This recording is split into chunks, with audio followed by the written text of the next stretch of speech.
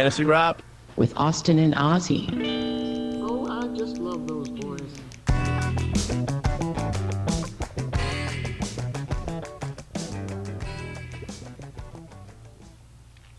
Hey everyone, this is Fantasy Rap, and I'm your host Ozzy. And I'm your co-host Austin. You can find us on fantasyrap.com. That is fantasywrap.com. Hey everybody, welcome to week 3 of the 2023 fantasy season. Yep. First we'll talk about how we did. I actually won all 3 of my league games this week. Nice. 2 of them I was playing against teams that had Nick Chubb go last night. Gruesome injury. Yeah, that was ugly. Kudos to the network not showing it on live. They didn't do a replay or anything. But Which was that, ESPN? I think so. Monday night, so yeah. Well, there were that 2 makes of sense. them. Yeah, I think it was ESPN. Cause No. They were on the... Well, I don't know. wasn't Because Saints at that point. Wasn't Saints and I thought they were on Panthers done ABC. already, But or I forget maybe, who played where. But yeah, they didn't do the replay, but you could hear the crowd see the replay. The entire crowd went, ugh. did you see it? I didn't notice it live, but I've seen it. Yeah, I've seen it a couple times. And what sucks is that's the same knee that he destroyed when he was at Georgia. Yeah. So could, if it's as bad as it looked, it could potentially be a career-ending knee injury. Yeah, they said it was dislocated and tore some ligaments. Yeah. I mean... all of them, it looks like. yeah. The way that knee bent back, Mm-hmm. it reminded me a little of one that I saw, and this is probably 20 plus years ago, Napoleon McCallum. That was one where he was running and he planted, and a guy hit him low on one side and high on the other side, and the knee didn't go front and back. The knee went side to side, and it buckled over at like a 90-degree angle. Yeah. And it was, one of the most disgusting things I've ever seen. And that one last night was pretty bad. Yeah, it was rough. I saw it on a replay somewhere, Mm-hmm. and I told a buddy of mine, I said, you probably don't want to watch it. So I got lucky. The guy in the league that I've been in forever, he had Chubb. He also had Richardson. Ooh. So he easily could have beat me. I think I had the third high score of the week, Mm-hmm. and he still could have beaten me easily. Yep. I won by like 19 points or something, but it could have been a completely different game had those two done, gotten to play the second half of each of their respective games. Yep. Another one, I played against a team. I was the high scorer of the week, and then that third one in our dynasty league, Mm-hmm. they had Chubb, and pretty much ended right there. Yeah. I won by 2 points. Hey, a win is a win. Yeah. In the dynasty league that I'm in with Oz, I was not looking in good shape. I was down a decent amount going into the games last night. I had Olave and George Pickens, so I got lucky, and George Pickens had a huge game because of that touchdown, and then Olave had another solid game, so ended up coming back and winning that one by a handful of points. My other dynasty league, I did lose in that one, and then I lost in my main, the redraft league. Amari Cooper, Not gonna play. Yeah, late Friday afternoon pops up with a groin injury, and they're like, he's not gonna play, or it's probable that he won't play. A groin injury that late in the week is scary, because that could linger into the following week. So I had put him in my flex, and then I was looking around, and I'm like, well, there's really nobody in either of these matchups Monday night that I would feel comfortable rostering and starting. Adam Thielen salvaged a decent game with that touchdown late. He was And the he was 2-point main conversion. Yep, he was a main target for Bryce Young. But I was just like, I'm not going to risk it. So I put in DeAndre Hopkins, who had 8 points. Yeah, that's exactly how I would describe that game for D-Hop. And then, of course, Amari Cooper comes out and drops 16, so doubles up D-Hop's points, even though... Would you have won with the extra 8? No, and then I had started Ezekiel Elliott in my RB2 because that's how my running backs are this year. I've got Derrick Henry, and then pretty much nobody else. I'm going to apologize. Sorry, Wyatt. I sniped Jerome Ford before they even... Chubb grabbed his leg, and when he was looking over to the sideline, I went right to the waiver wire. And I know Oz and I have talked about the whole waiver wire situation in that league, that it's just a free-for-all, basically. So I was able to snipe him. I think everyone should be on at waivers. least a week or two of really good production out of him. So Yeah, you could. Yeah. It just depends on what they do moving forward. Do they go with Ford? Do they go with, they got the meeting with Kareem Hunt, which we kind of just talked about a little Yep. bit beforehand. So. Yep. Yeah. So let's move into our injuries. It's a rather lengthy list and includes quite a few high-profile players. Yeah. Joe Burrow, questionable for week 3 with a calf strain. That was late in the game. Yep. Pretty late. Wasn't it like the last pass? I think so. It was like right at the end there, and then after the game, it came up, said that he tweaked that calf. So he. I'm a Joe Burrow manager in the redraft league. I went and immediately picked up Jared Goff because Goff is playing at home. I think do the Lions play the Falcons? I believe so. I believe so. So, and Goff at home is always been pretty good. I mean, he just put up like 300 yards and 2 or 3 touchdowns this past week. So, gonna wait a couple days, Saturday, kind of see what the reports are, even Sunday. Yeah, you'd maybe putting Goff in and just kind of do with how average Burrow or bad week 1 and then average he was this last weekend here. Obviously, kind of a wait and see. Obviously, he's not right yet. Yeah. And I don't know. You'd think that it would make sense to rest him for a week or 2. Yeah, because this could be something. This calf strain could be something that could linger for a couple weeks. Right. Even it's going to be more of a So mobility if you keep on, and pain management kind of thing. right. So. I mean, if you play him and you win one of the next 3 games, and he continues to have it linger, or you sit him out and you lose 2 games, and then you bring him back and you start winning. They're in a tough spot because they're 0-2. I get that. Yep. And they're a team that's was one of the favorites in the off-season preseason for a Super Bowl run. Right. So that's really tough as an organization as to what you can do. I'm guessing Cleveland was picked to do well also. Yeah. And look at them now. Mm-hmm. Moving on, we've got Anthony Richardson, who I mentioned. He went out with a concussion just before the half, I think. Yeah, started out with a really good, 2 rushing touchdowns Right. in like a couple minutes of each other. You know, so I was expecting to get killed Yeah. in my matchup. Yep. And then I saw that he went out, and I was like, well, I hate to see people get injured. Yeah.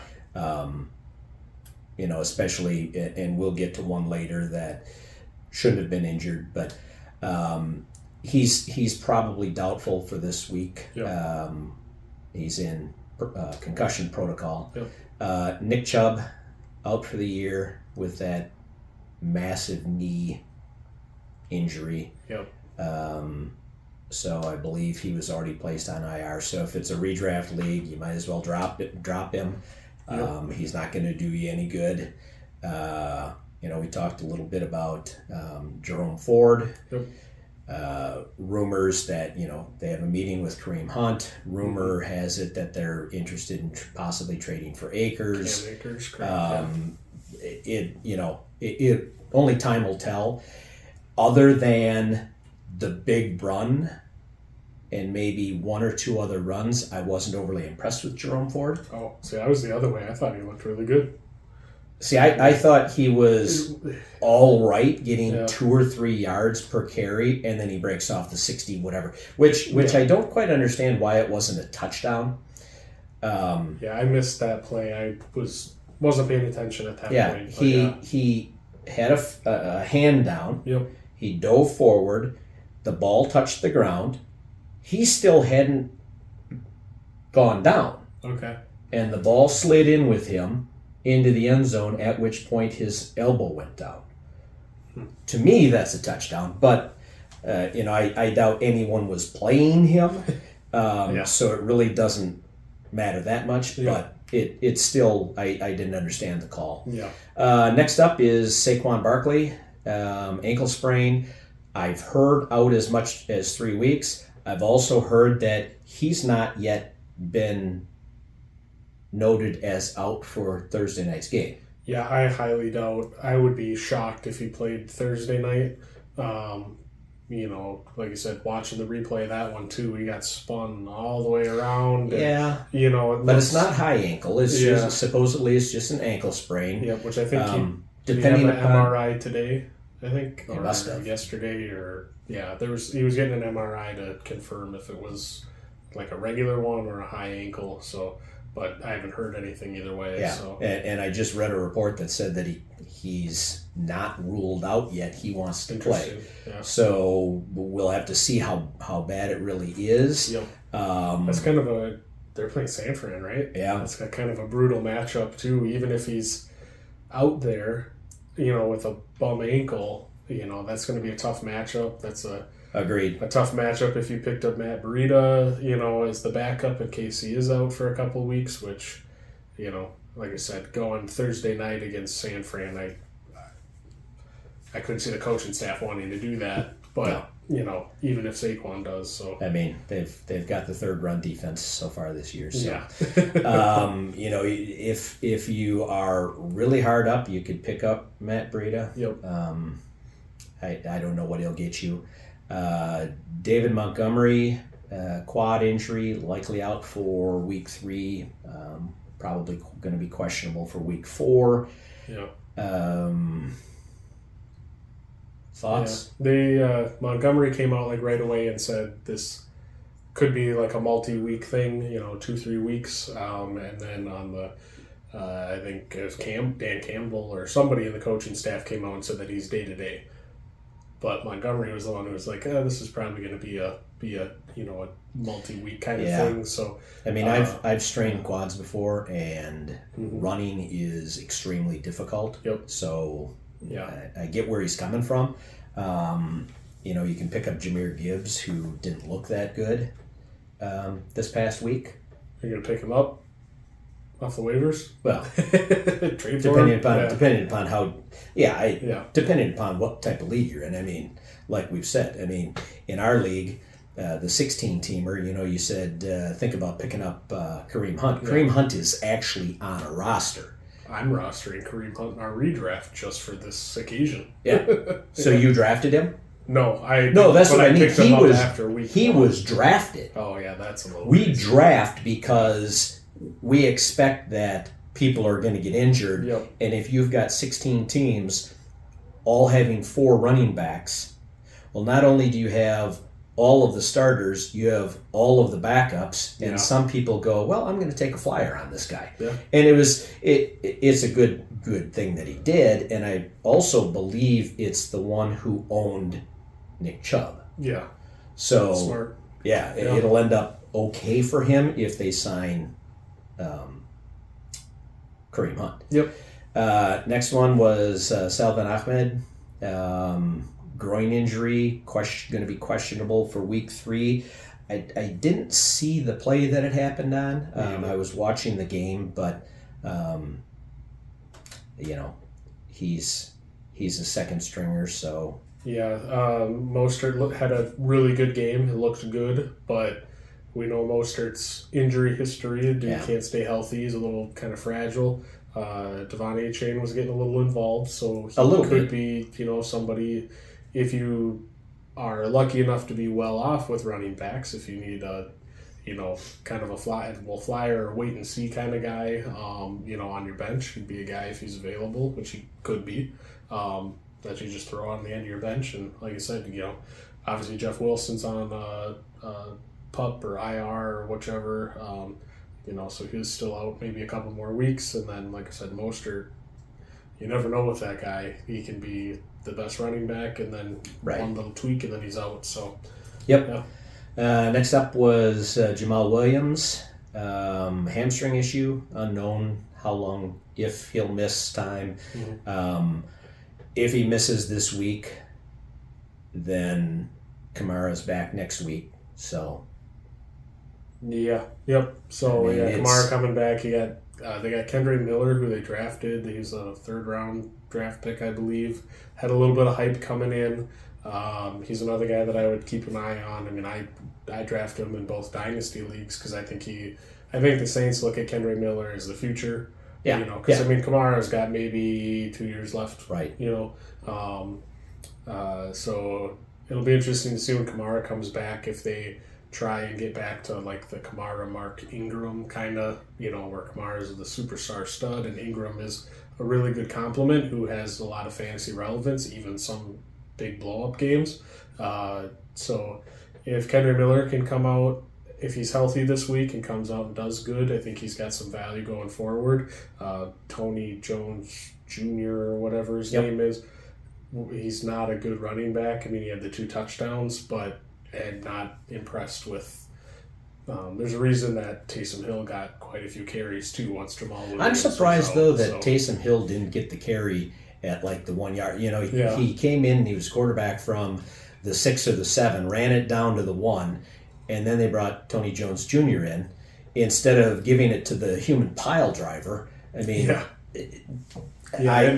I don't understand that unless they, because if you remember back to our picks of the week, Taysom Hill was listed as a top 5 tight end for the week, and had he gotten those short yardage rushes, which I would have expected, he would have been a huge play at tight end. Yep. But they didn't give him the ball. So next up is Jamal Williams. Chase Edmonds, MCL sprain, out 2 to 4 weeks. He was on the Bucks, right? Sure. Tampa Bay. I believe it was Tampa Bay. But they've got Rachaad White, who had a good week. Sean Tucker, who is another guy, kind of see what happens second half of the season. He went undrafted, but he was one of the better prospects coming into the draft. Obviously not Bijan or Jahmyr Gibbs level, but one of the top guys. But he had like a heart condition, or has a heart condition. Gotcha. That a lot of teams were scared off of, and I think he had missed some time towards the end of college. But he's a talented guy. I mean, Rachaad White's as good as he's only going to be as good as many opportunities that he gets. Right. He's not a super dynamic, super fast kind of guy, but he's just, especially with Chase Edmonds out now, he's going to, truly be the workhorse there until Sean Tucker. I think they like him there, so I think we'll see a little more involvement. But, so that just kind of boosts Rachaad White. Right, agreed. Next up, Devontae Adams had a concussion in the protocol. Again, I did not see the play, so I can't really say what's going on there. He hasn't been a big factor because Garoppolo has trouble getting the ball down the field, and that is his bread and butter. He did score this week, though, Devontae. Did he? But then the concussion, so... Yep. Amon-Ra St. Brown, possible turf toe, unknown how long he'll be out. Apparently they were trying to put a metal plate in the bottom of his shoe to get him back in the game and able to play. The problem is still, and I've had turf toe, and it, you lack any sort of strength in the foot. Mm-hmm. So that ability to push off and make your cuts is definitely hampered by that. I forget who was it that had the big game in his stead. Josh Reynolds. Yep. 2 touchdowns? Yeah. 2 touchdowns. Yep, and he's a guy that does this every now and then too. Has a big game here or there. He's probably if Amon-Ra sits out at all or misses any time or is limited in the game, I think Josh Reynolds is going to be the number one for tight ends if he's out there. If you need a streamer, I think Laporta is going to be a very good option this week. Yeah, because Montgomery. Well, yes, Montgomery out. Yep. And Amon-Ra. Yep. So could obviously be. leaves quite a few.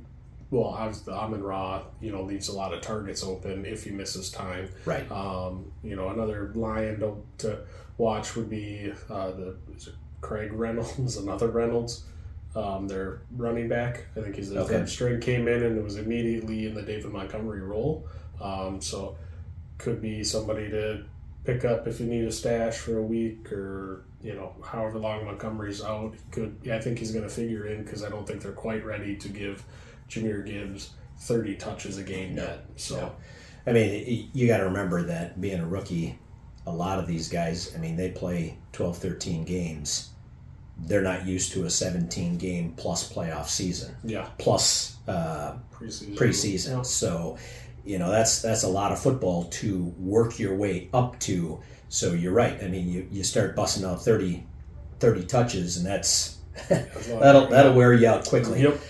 Next up is Darnell Mooney. He's week to week with a knee bruise.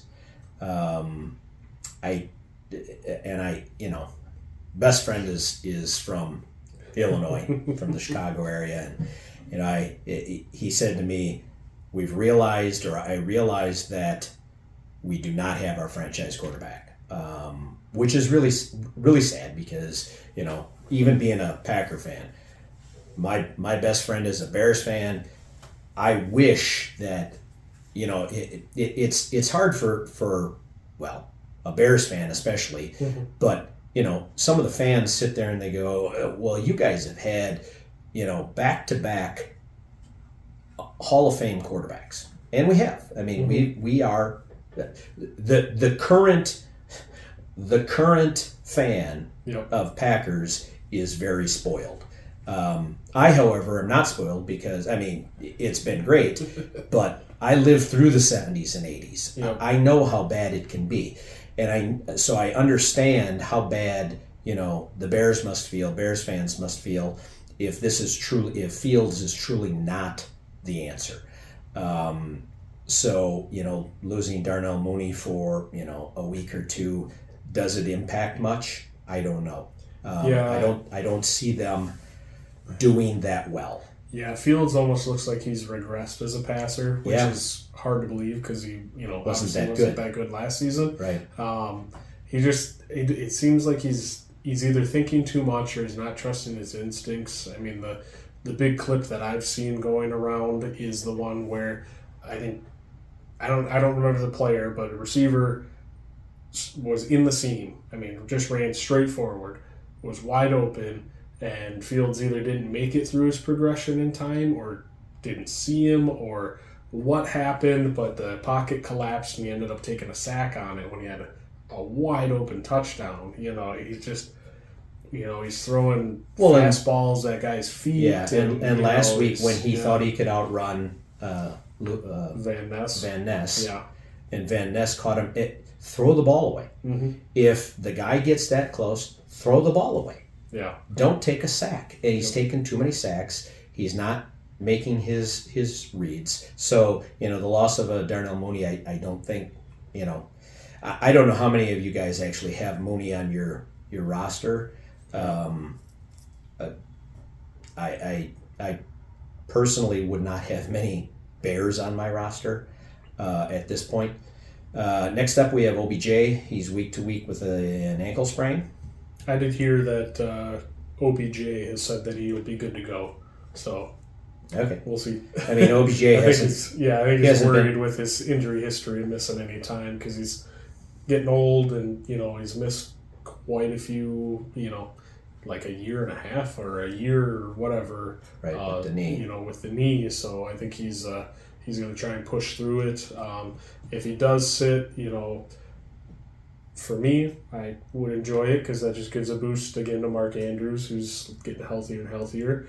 Zay Flowers would get a huge boost, in my opinion. Even somebody who's probably sitting on waivers because he probably got dropped this week would be Rashad Bateman. Yep. He's a guy who had a few huge games last season and then got banged up and bruised, and same thing this season, just not being able to stay healthy. But Yep. so it could be some pretty big implications if OBJ isn't out there for the Ravens. Right. Next up, Jalen Waddle, concussion in the protocol, which it's interesting because the head coach came out and said that he's already progressing. Maybe it wasn't a bad concussion. Yeah. He didn't look like he got his bell rung that badly. I didn't see him play. So. It's he'll be back. It's hard to tell. But like we said, more than likely they're not rushing people back if they, better to err on the side of caution. Yep.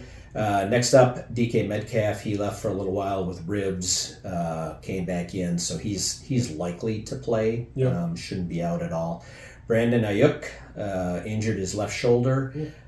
He is probably going to be questionable for week 3, which it's in 2 days. So Yeah. it's hard to say, whether or not they'll chance it. And we'll get to the matchup a little bit in a little bit. So maybe they don't need him, and we'll talk about that. And the last one that I had was Logan Thomas in the concussion protocol. And here is the prime example of why I say that if you are flagged for a targeting penalty, which the the safety was, and was thrown from the game, in my mind, he should be out as long as Logan Thomas is out. If you're going to intentionally target someone and cause injury to them such that they miss time, you know what? Let's change the rule. Let's say that they're out for the same amount of time, and they're out without pay. Because the only way to stop this is to start punishing people. Yeah. In a way, because you could take out someone's best player. Great, you're going to miss the rest of the game. They're out for the rest of the season, or they're out for several games. Taking a step lower, look at college. I don't know if you've seen anything with Colorado, with Deion Sanders, that team that he's coaching. Their best player, that Travis Hunter, was got a cheap shot on him. He's got like a lacerated kidney or liver or something like his kidney. And that he's might going to be be out something like that. And he's going to be out a couple weeks from it. He's their best player because the guy came in so late, and I don't think that guy got ejected or anything like that. I don't know. He's had death threats, so which is stupid in my mind. But I just if we're being careful and protecting all of these people, then protect the ones who are getting hit by dirty hits. Yep. And make those guys pay. Is my thought. Next up, we have our studs, and we'll kind of try and get through these a little more quickly. Interesting list of studs. Yeah, I actually expected a couple of the quarterbacks who did really well. But only one of them is on here. So we'll start with Brandon Johnson, who was plus 17.7 over projected. He wasn't projected to do much. Yep. He had 2 catches on 3 targets for 66 yards and 2 touchdowns. To be honest, I had to look up who it was because I really had not followed him much. Yep. Didn't pay that close of attention. So a little bit of a surprise there for me. Next up was Raheem Mostert. He was plus 17.4. He had 18 rushes for 121 yards and 2 touchdowns. Not unexpected. Nope. And like we've said, as long as he stays healthy, he's a good running back. Yeah. We haven't seen him stay healthy. So, it's play him while you can. Ride the hot hand. but it could turn around quickly. Yeah, I guess I probably have a little grudge, a little bad blood with Raheem Mostert because I took him as a flyer in like the 9th round last year, and this is what I was expecting, and then first game comes out, season-ending injury. Right. So I mean, I like him as a player because he's fun to watch. Because I mean, you saw the bigger touchdown run that he had. You give him a seam, he's so fast, nobody's catching him. Right. He's just gone. But like we said, 18 carries. Over the course of a couple of weeks, waiting for Jeff Wilson to come back, is that going to be too much for him? To stay healthy enough, right? Or so, but if you're Miami. If you got Jalen Waddle out, probably this week, that's almost hurts the team because then teams can just key on Tyreek Hill, fully. So, which in turn probably hurts everybody else as well. So, Miami's an interesting kind of nuanced team like that where, if Waddle or Hill is out, it's not good for their offense as a whole. So right. Next up, the only quarterback, which was Kirk Cousins, plus 17.25, 31 of 44, 364 yards and 4 TDs. Didn't really surprise me. No. Did you know he's the number 1 fantasy quarterback so far this season? Doesn't surprise me. Yeah. Their defense is horrible. Yeah. I don't care how many points you score. Your defense. I mean, it's like the Detroit Lions early last year. Also, scored a lot of points. Goff was the leading QB, and they were 0-6 or something. Something crazy like that. Yeah. So I mean, I think Kirk will continue to play well. Yep. I mean, he's a decent quarterback with great weapons. One of the best receivers in the league. Right. However, their running game is not good right now. Yeah, So that's a team I think that should be calling Kareem Hunt, Leonard Fournette, the Rams. Yep. And I've heard that they may be. Yeah. Maybe Alexander Madison isn't the solution, and if they do sign someone, then that pretty much says that they don't believe in Tyson Chandler either. Yeah, I mean he's a guy too that if they don't make a call, that's somebody too, kind of like one of my favorite kind of long-term pickup and holds is Jalen Warren. You saw last night the Steelers game eye test was far and away the better running back than Najee. Najee's slow and just pretty much just slow. I mean, he's just a big lumbering guy. I think Pittsburgh's probably gonna, for what's going to be best for them and Najee is to part ways, trade him, do whatever you got to do. I like Jalen Warren. Ty Chandler's a guy that could be getting more involved here, as they're sitting there going, hey, Madison's he's not getting it done. Yeah. Inefficient, I picked him up last year in our dynasty after our draft and stashed him on our taxi squad. Yeah. And he's on there again this year, I believe, because we can keep him through their second year on the taxi squad in the hopes that something would happen to Cook. And it did.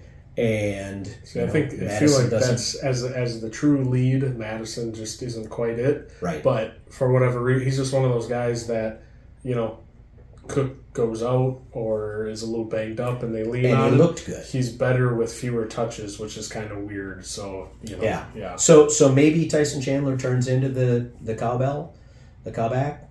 I think the Vikings, did make a move and they elevated, I think they had signed Bam Knight, I want to say, to their practice squad, and I think they elevated him up. Who knows? I mean, I think they're beginning to realize that Madison's he's not going to get it done for them, so. Yeah. Next up, we have Marvin Mims, the second Denver wide receiver, plus 17.2. Again, wasn't expected to do this well. It caught 2 of 2 targets for 113 yards and a touchdown. One of them was 60 yards or so. Which, I mean, you look at the stats on those guys, they had 4 catches on 5 targets for 179 yards and 3 touchdowns. I mean, it's crazy. Yeah, that's a 1 week blip. Yeah. So, I wouldn't expect that on a weekly basis out of either of them. I'm actually higher on Marvin Mims than I am on Brandon Johnson.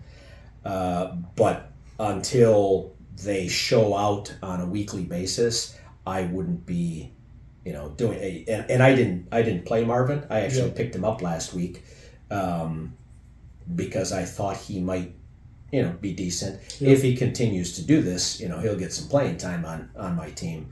The become Denver offense is still weird because Russell's stat line looked good, but it all came in like the second half of the last quarter, essentially. Right, and 60 some of it on that touchdown. Yeah, and before that looked like on the Russell. Hail Mary touchdown, not on the one to Mims. Yep. So that's kind of Denver's just weird.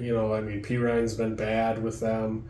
Javonte, they're kind of easing him in. I've actually been kind of looking at Javonte in a couple of the leagues as like a trade for kind of target, just because he's getting healthier and healthier, and could see a huge workload if P. Ryan keeps underperforming, because they brought P. Ryan in for a reason. So, but the Denver offense is just still not right. Not right. Yes, yeah. Good choice of words. Next up, Jerome Ford, plus 16.5. He caught 3 of his 4 targets for 25 yards and a touchdown.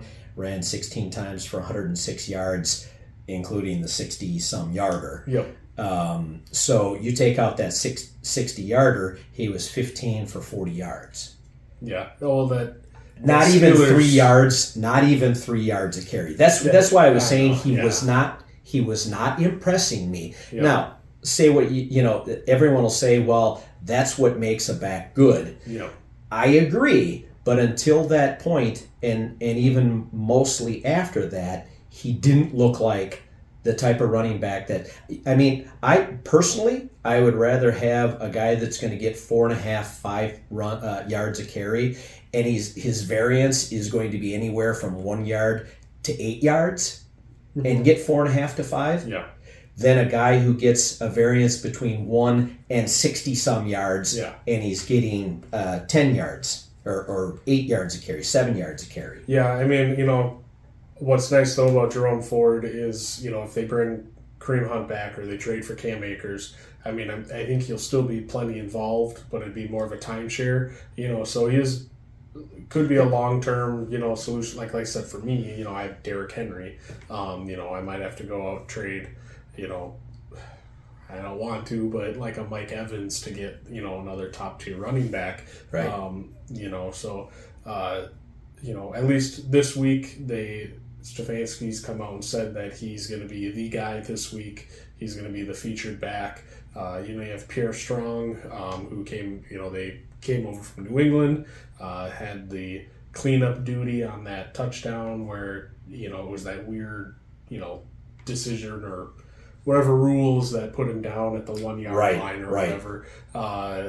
He came in and vultured that or just like I would love clarity on why they called it that. But so it is what it is. And that game too was Deshaun Watson looked brutal, but you got to give credit to the Steelers' defense. He looked brutal until for Pittsburgh. Scary. Yeah. TJ Watt's I think TJ Watt's the best defensive player on the planet right now. He's so good. Yeah, he's so good. You mean it's not Aaron Donald? He's good too, but I haven't been really hearing much about him this season. So TJ's just like I said. He's batting down passes. Sacks. He's the Steelers' all-time sack leader. You think about all that crazy defenses the Steelers had, and TJ Watt's already, he's been there, 5 years? 5 sounds about right to me, but, he's just insane. Who did we take instead of... Let's not get into that. Yeah. Let's move on to our duds. First was A.J. Brown, minus 8.72. 4 of 6 for 29 yards. I didn't realize it was that bad. Yeah, it was that bad. Yeah, there were a couple people, saying that they had a feeling or they could see Devonta Smith being the number one this season. A little regression because A.J. Brown had so many touchdowns last year Right. too. Was kind of And long touchdowns. Yeah, like I said, that's what we're talking about. Before with our top fives, preseason was that they were so efficient last year.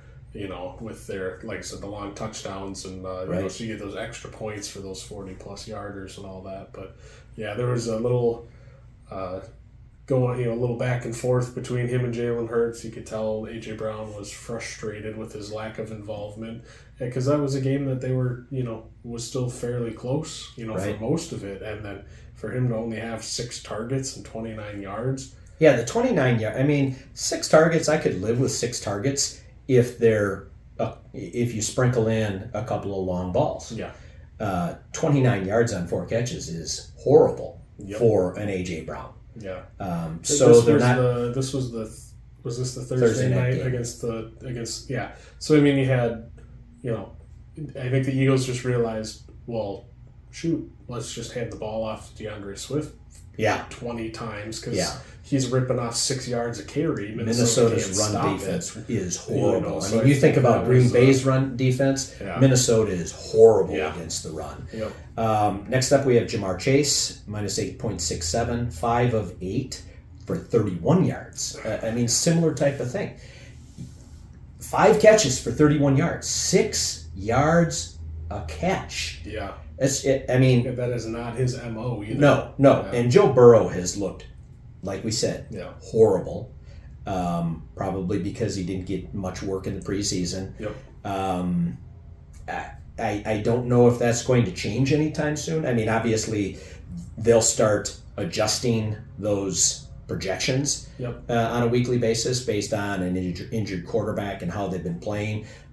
So I don't expect to necessarily see him here again, but that's not to say that he's going to have great numbers going forward. Yeah, if Jamar sits out, or sorry, not if Jamar, if Joe sits out this week, that's kind of scary for him and T. Higgins. I think that'll boost Joe Mixon, who's been average. Yeah, at best. Yeah, he's been average. So could see potentially spike week out of Joe Mixon. But that offense as a whole without Joe Burrow out there, even at say he's 75%, that's a huge loss to that offense. So, Right. But yeah, it's been pretty brutal so far for the Bengals. Yeah, I would almost, depending upon what they do with Joe Burrow, if they sit Joe Burrow for a couple of weeks, I would do anything I could to trade for a Jamar Chase, Oh, God, yeah. a T. Higgins, possibly even Joe Mixon. Yeah. Because Well, yeah, I think Joe Mixon's a trade for a target anyways, too, because like I said, he's been average at best. Somebody probably drafted him in the 3rd or 4th round. So Oh, yeah. He's got decent draft capital. yeah, especially in our 16-teamer, yeah. he probably went in the 2nd round. Yeah, so, and he's been underperforming. Right. So somebody that you might be able to get for a decent deal. Yeah, I was trying for T. Higgins last week. That's gone now after the 2 Yeah, touchdowns. yeah. So Next up is Breece Hall, minus 8.6. He had 2 targets. He caught none of them.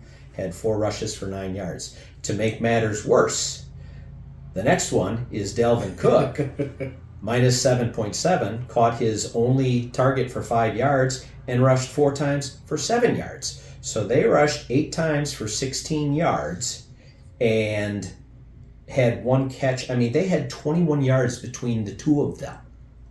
And week prior, Breece Hall had 100 yards on like 4 carries. Right. So, 4 carries, and Breece Hall tweeted, I guess it's X. technically a tweet, but on X 4 football emojis and then ...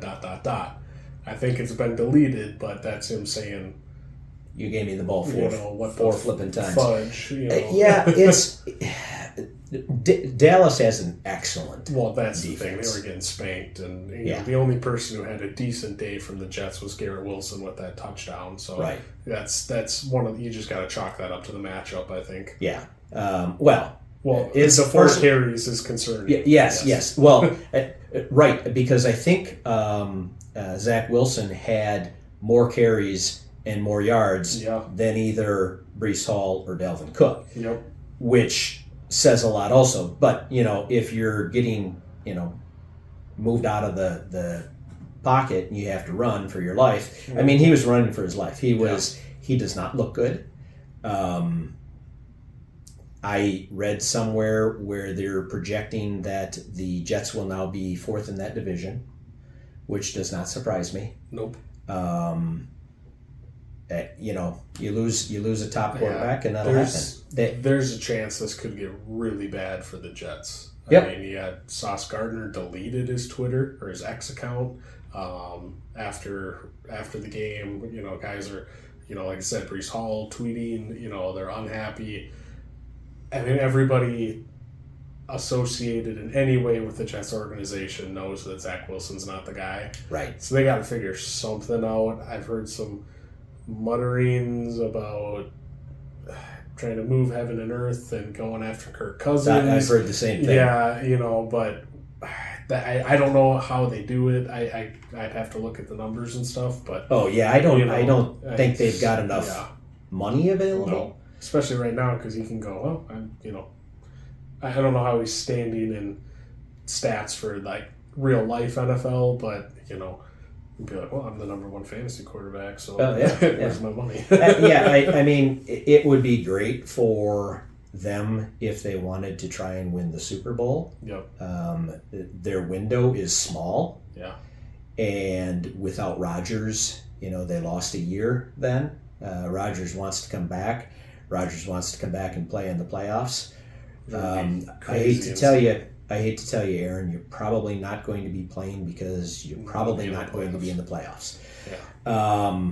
Next up, we've got Calvin Ridley, minus 7.32. I think he was my pick of the week for wide receiver. Came back down to earth. Well, and I didn't see the game, so I don't know what happened. But It was a rough game. 2 catches on both. 8 targets for 32 yards.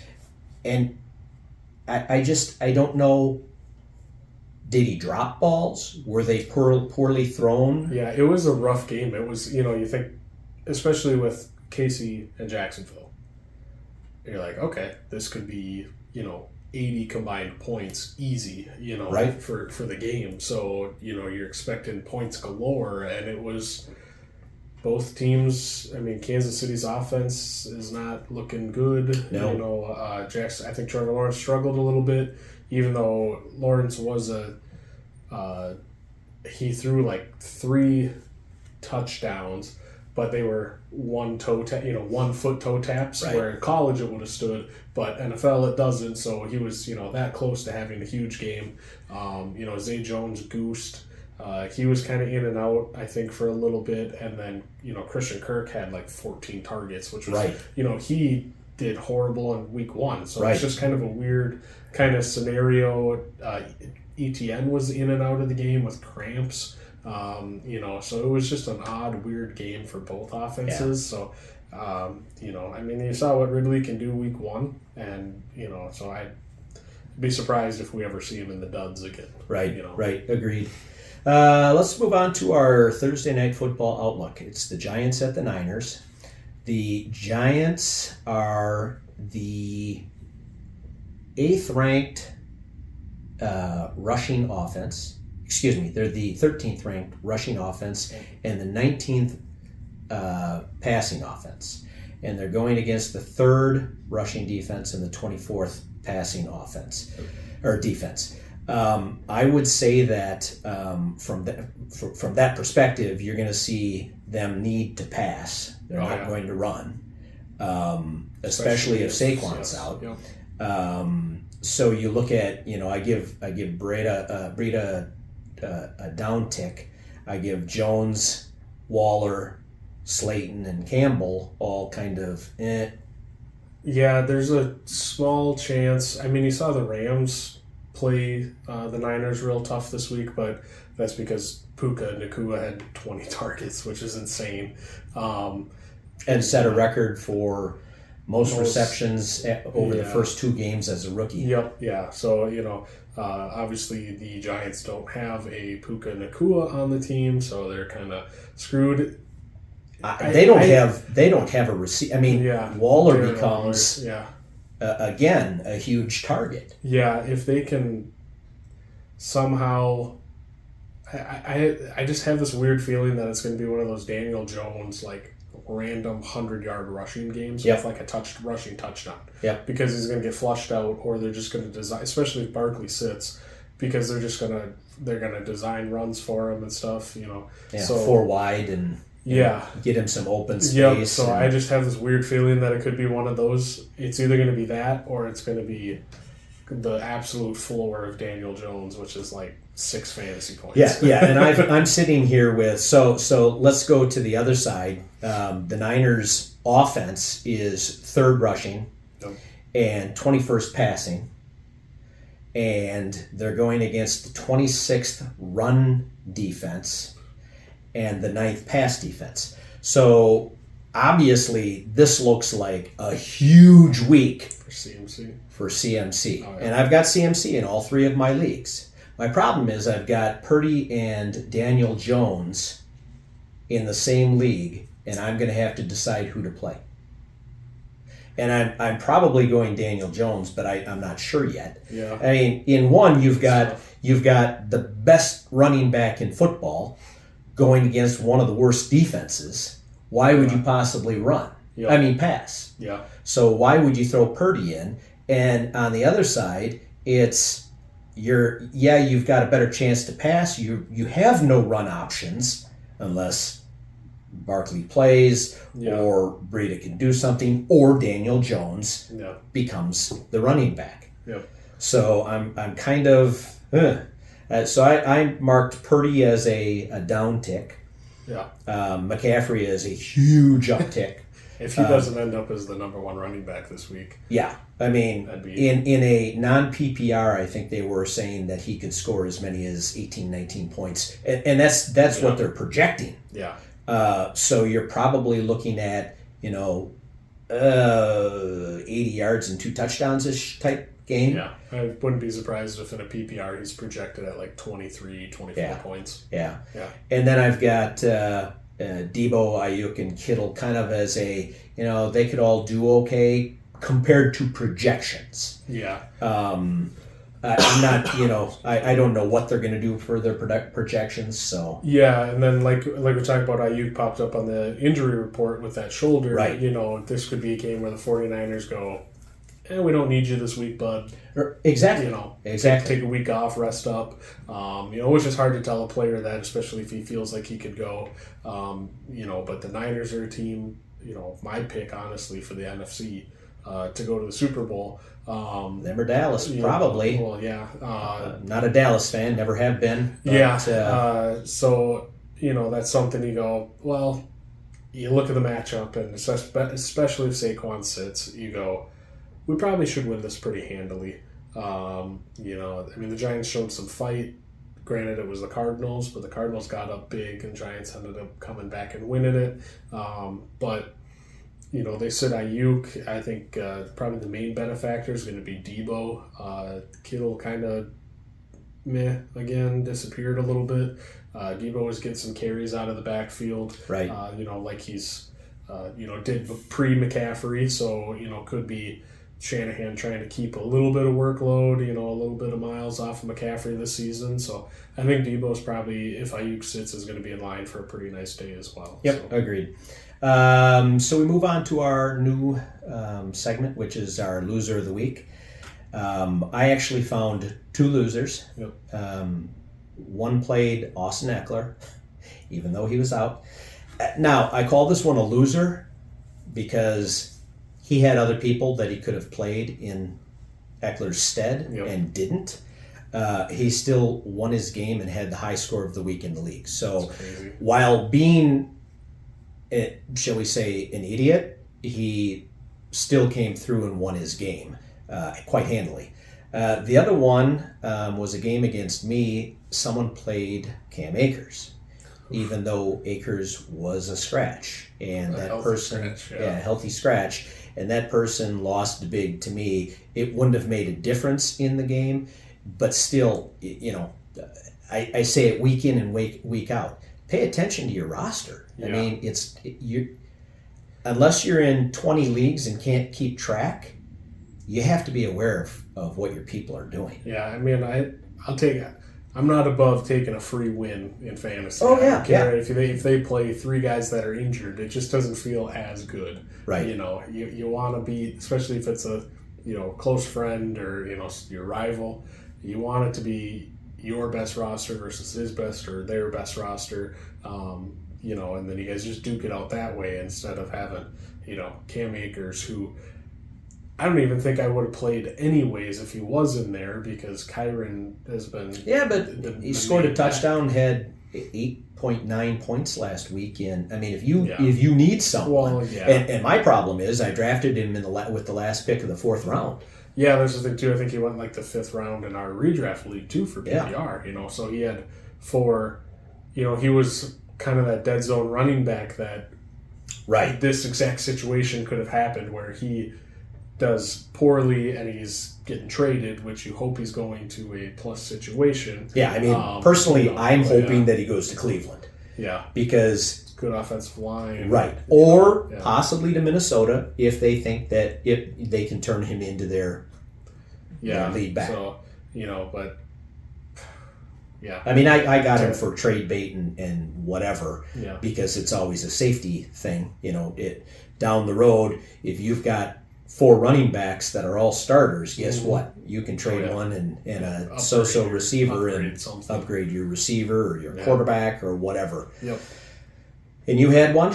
Yeah, so we had a matchup last night that was the final score was 95.82 to 94.56. This is a full PPR league where typically everybody's pregame projections are anywhere from 112 points to the high end like 127. This year's a little lower. Like last year, we had a couple of us that were projections for the weeks. I had one week where I was projected at like 142 points. So this year's a little lower. But going into the game, the guy had 3 players and ended up losing by a point because he had Najee Harris, like we brought up earlier, is just big and slow and Matt Canada, the OC for the Steelers. I mean, they had a chant going last night in the last drive or Canada.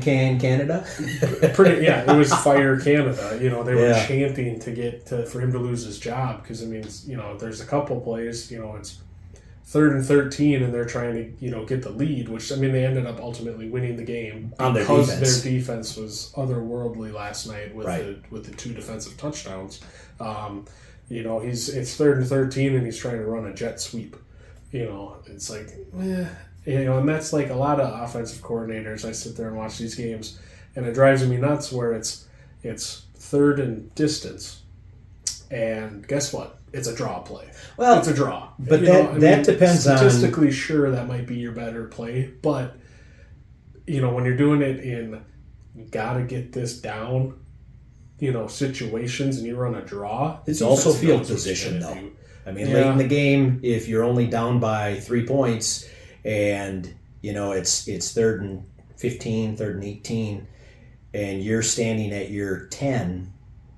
Even getting 7 or 8 yards could mean a big difference. Yeah, stuff like that. But it's just the predictability of a lot of stuff just frustrates me because it's either a draw or it's a wide receiver screen. Right. And does it work every now and then? Absolutely. Majority of the time, defense knows it's probably going to be one of those 2 plays. Right. And that's, prime example of, I'll bring up another, the Bears. There was a clip of Levante David saying they ran the same play out of the same formation 3 times, and that's why he stood there and was able to get that pick 6. Right. He said they ran the same play 3 times, out of the same formation. It's like, what do you, so there's some OCs out there that probably deserve to get out the door or say, hey, let's open it up a little bit. Right. So Right. Oh yeah, and I'm sure Bears fans are really happy with the way the play calling, and they expected a complete change of everything with coach and GM, and they're just not getting it. So yeah. it happens. Yep. That's all we've got for this week. Hope you enjoyed the show. Please get back to us. Let us know if you have a loser of the week. Would love to hear from the listeners and put in some information about who you deem the biggest loser. So I'll add in, share this with friends, please. I don't like doing the self-promotion thing, but we're going to do it. Share it with friends. Subscribe YouTube. Follow on Spotify, all that good stuff. We're on Apple Podcasts too, I believe. So just trying to get out there because we enjoy doing it, and like to be able to help as many people as we can with whatever you might think our fantasy football knowledge might be. yeah. Hopefully you think it's there. But anyways, I'm Ozzy. And I'm Austin. Have a good week. See ya.